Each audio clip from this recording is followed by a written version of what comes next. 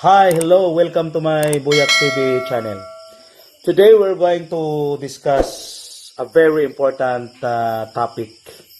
Uh, you know, uh, Reading is one of the big problems in English, in English subject.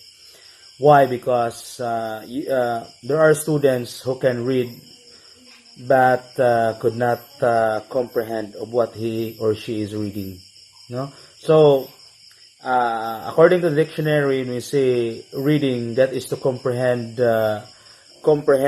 something from a selection or a printed materials. No, and there are several levels of comprehending to a selection, my dear friends. The first one is the literal comprehension. No, when you say the literal comprehension, that is uh, reading the lines. No, reading the lines, meaning to say uh, the students or the learners will answer to the questions what, where, and when.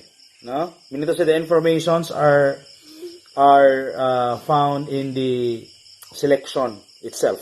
No, the second one is the interpretative comprehension. No, the interpretative comprehension. In this level, uh, in this level, this is what we call reading between the lines. Now, reading between the lines, meaning to say, the learners or students will answer to the questions why and how. No, the students will answer to the question why and how. So reading between the lines. That is the second one.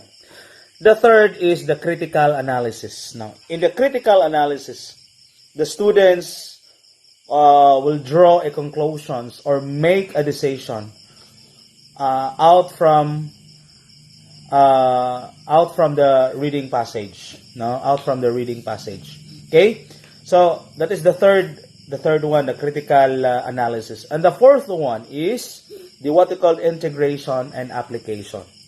Meaning to say, the students or the learners would use the ideas he gets from a selection in an actual application of their lives.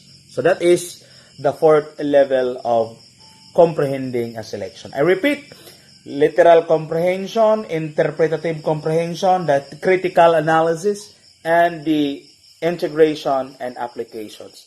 I hope in reading, you must consider the four levels of comprehension. Okay? I hope you learned something from me, and thank you so much.